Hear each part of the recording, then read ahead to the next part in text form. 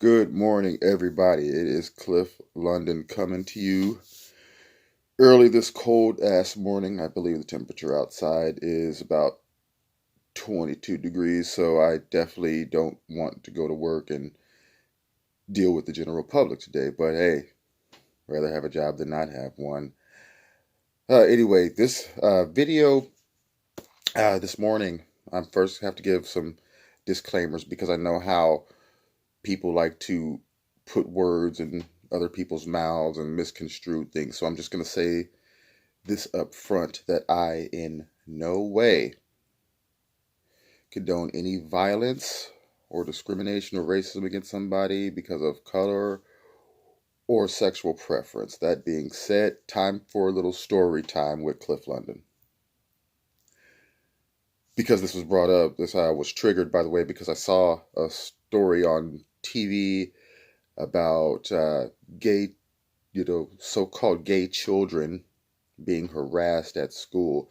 And it made me think of this incident that I want to say maybe 2, 3 years ago. I was getting off the train and just on my way to get dinner with some friends or something. And I was approached by one of those people on the streets wearing like the smock thing with a clipboard, wanting your credit card number to contribute to this cause or another. So I thought that's what it was.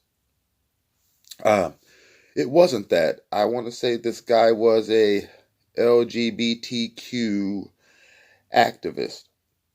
And what he wanted, he had a petition. And this petition was to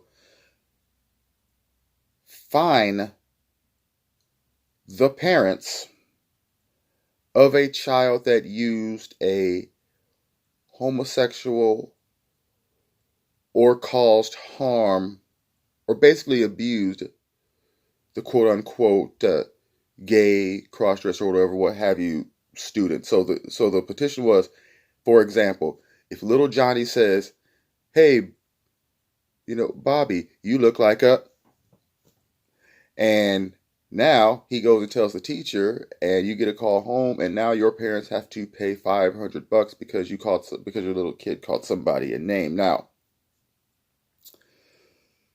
I said to this guy, I said, well, to where I am a uh, supporter, I don't see how this is fair because I told him, I said, well, we all have burdens to bear in life.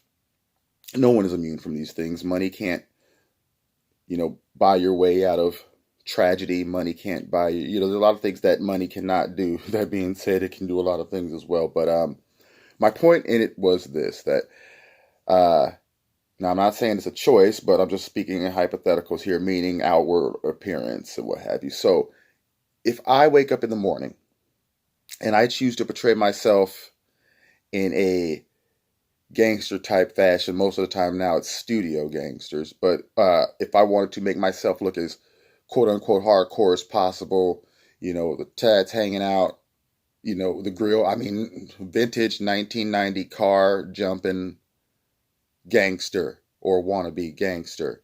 If I decide to dress in that fashion, what comes with that is also the stigma of society. I have to deal with that. That is my choice. Me as a person, I can't expect the world to conform to me. You know, I'm just another part of this, the compost heap, to quote the great Tyler Durden.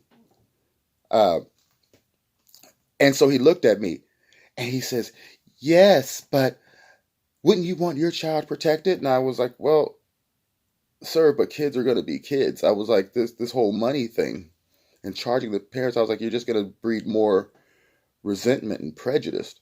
That's what's really going to happen. Nothing's going to change. It's not like these parents are going to say, "Oh man, that $500 because you teased Andy, who is now Ariana. Oh, that cost us $500." No, what they're going to do is they're going to say, "Well, hey, you know, in third grade, my son was, bullied, by the jocks. They used to stuff him in his locker, put him in the garbage can, take his lunch money. Okay, shouldn't parents have to pay for that too?" My point is that no matter what race or sexual preference you are, or what you choose to portray, or how you choose to dress, I would say that no human being is immune to consequences, right? I mean, I know it's going to be slightly rednecky of me to say, but the truth rings true in the statement that equal rights do not mean special rights. We all have our axes to grind in life. We all have our burdens to bear. And though I do not agree with a child being harassed, I would say that if anything, it would be up to the teachers at that time, or if someone heard. And that's a teaching opportunity for a child. If you hear some harassment or something like that, it's up to them, because they may be learning these bad things at home, and to where it wouldn't be that professional's job to raise the child, so to speak. But if it's in school and he's doing something like that, that is a time to teach and present a different viewpoint, regardless of the possible consequences. Because this shit does start at home. People say for years, the stupidest shit that I've been hearing for my 40 plus years on this planet, that, well, what we need to do is have these conversations. And I'm kind of like, what conversation? When you're doing something wrong, if you're being a racist piece of shit and you're one of those people that are talking about change, stop. It is easy. If you are behaving badly, being an asshole, and through all these years of evolution, we know that now skin color counts for about 4% difference, okay, biologically. So that does mean pretty much we're the same. And then you add the frailties of humanity and the easily corruption of our minds and spirits and the acquisition of material things, and then that makes things very complicated. And because of that, we have things that we have now. So I'm just going to say in this video with sometimes in life, you get the short end of the stick. And that's all. You get the short end of the stick, and that's all you get. You get that thing? Okay, you get what I did there? You had the gay thing, then short end of the stick.